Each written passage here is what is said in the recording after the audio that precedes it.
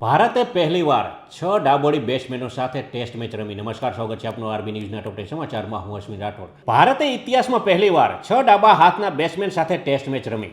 પ્રતિષ્ઠિત પર્યાવરણવાદી સાલુ મર્દા થિમાકાનું 114 વર્ષની વયે અવસાન થયું. પ્રથમ ટેસ્ટમાં દક્ષિણ આફ્રિકાએ માત્ર 159 રનમાં ઢળી પડ્યું તો ભારતની પ્રથમ ઇનિંગ 1 વિકેટે 37 રન. ઈરાને 72 કલાકમાં બીજી વાર દિલ્હી આતંકવાદી ઘટનાની કડક નિંદા કરી. પાકિસ્તાનથી અમેરિકા સુધી પહોંચ્યો કડક સંદેશ. બિહારમાં વિકાસ, સુશાસન, સામાજિક ન્યાય અને જનકલ્યાણની ભાવનાની જીત. નરેન્દ્ર મોદી.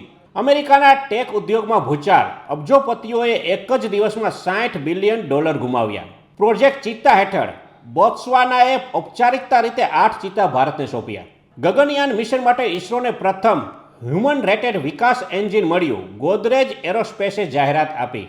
ભારત નેપાળ સાથે રેલવે કાર્ગો પરિવહન સમજૂતી પર હસ્તાક્ષર કર્યા. દિલ્હી બ્લાસ્ટ કેસમાં સંડોવણી અંતર્ગત અલ ફલાહ યુનિવર્સિટીનું સભ્યપદ રદ કરાયું. તો આ આજના ટોપ 10 ન્યૂઝ અને હું હતો આપની સાથે અશ્વિન રાઠોડ. જય હિન્દ, જય ભારત.